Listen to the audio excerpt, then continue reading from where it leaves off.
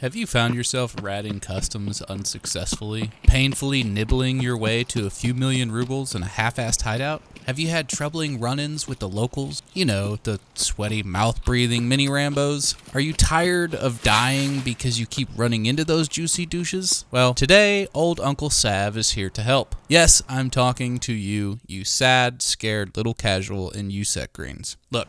If you've played a couple wipes, there might not be a whole lot of useful info in this video. But if you stick around till the end, I have a nugget that even you 2 to 3 wipers might appreciate.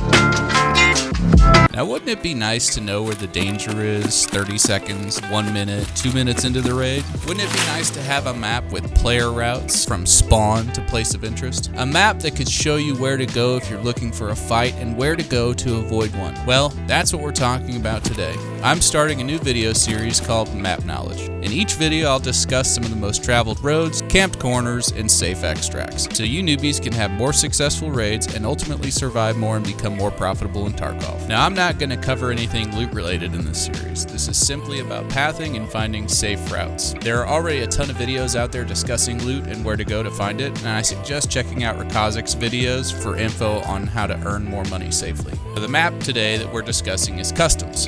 It was probably the first map you played. Hell, it's probably the only map for some of you. Don't kill me, I'm questing!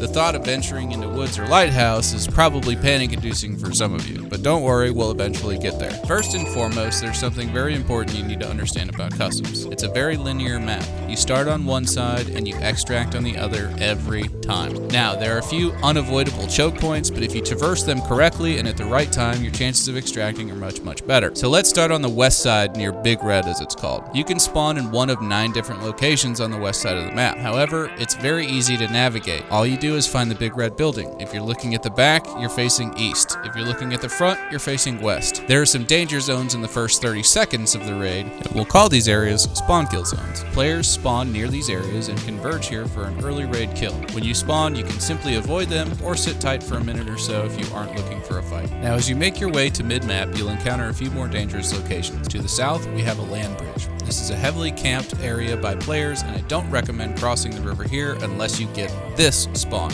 Next, you have the road bridge. This is a dangerous place to be 30 seconds into the raid. Not only will you have to contend with the scavs in these 2 areas, but you'll also be in danger of being killed by players that got there first and decided to camp the area. There are 2 viable routes. One is just north of the road bridge, and the other is just south. They aren't 100% safe, but if you're crossing more than 30 seconds after the raid starts, you'll most likely want to cross one of these 2 locations. Now, 1 minute into the raid, the Sweaty Betties will be heading to one of 3 locations: dorms, gas, or crack house. You'll want to avoid these areas by traveling one of these pathways. I recommend carrying a factory key, so if you have to use a shortcut, you can, but be warned, the shortcut is between 2 very important POIs, the power room here and the gas station here. You're best avoiding the shortcut if possible. The safest route is going to be to the north. I would be traveling just inside the tree line north of the road, crossing over Dorms Drive here, and following the backside of the parking lot wall until you get to the train tracks at mid-map. To the south, you'll want to avoid crack house and construction by staying just south of the road, but on the outside of construction wall, just like this. Follow this route until you get to a hole in the wall before the blue container. Bang a quick right and make your way through the new construction area, keeping tight to the wall on the left. When you come to the tracks, stay left and jump this wall to reach mid-map. It's important to note that once you're at mid-map, players and scavs could literally be anywhere. From mid-map, you can go a few different directions. Starting with the northern part of the map, if your goal is to not be seen, you need to stay west of the wall and follow this until you get to here. Then cross the tracks, go up the back side of the hill, keep off the back fence as this is an extract location and player scavs frequent this area. If you follow this path, you'll effectively split the danger zones, bringing you to an area behind military checkpoint. When you get to about here,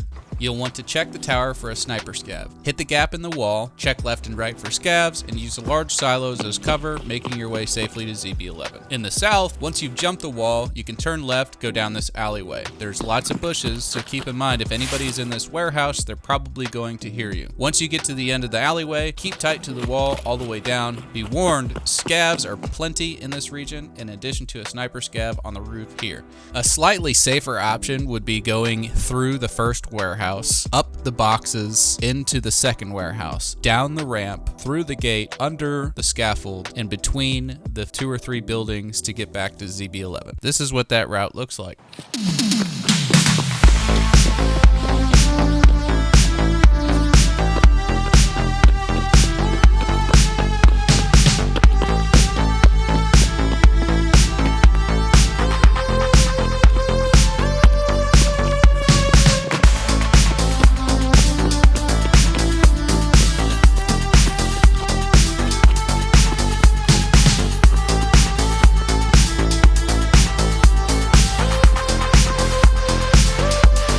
Now let's look at the east side of the map. When you spawn here, it's basically the same route, but in reverse with a few changes. For example, you cannot jump this wall from this side, so you're better off going through the gas station area and crossing the tracks near the wall jump until you're back on the route. The red areas are going to indicate a high danger level for the first 60 seconds or so into the raid. The yellow areas are slightly unpredictable, but you could probably get through without getting shot. The green areas are going to be your safest for travel, but keep in mind, this is Tarkov, and you're not always going to escape with your life. So don't come back in here yelling at me because I got you killed on one of these routes. As they say, shit happens. Hey, now's a good time to smack the like button if you've got anything out of this video. If you're interested in more of this kind of content, slide down into the comments section and tell me what you want to see. And of course, subscribe and click the bell to be notified when I drop a new video every Friday at 5 p.m. Eastern. Now, for everybody that's played a few wipes and you've hung out patiently while I'm going over all this information for the newbies, here's your juicy nugget.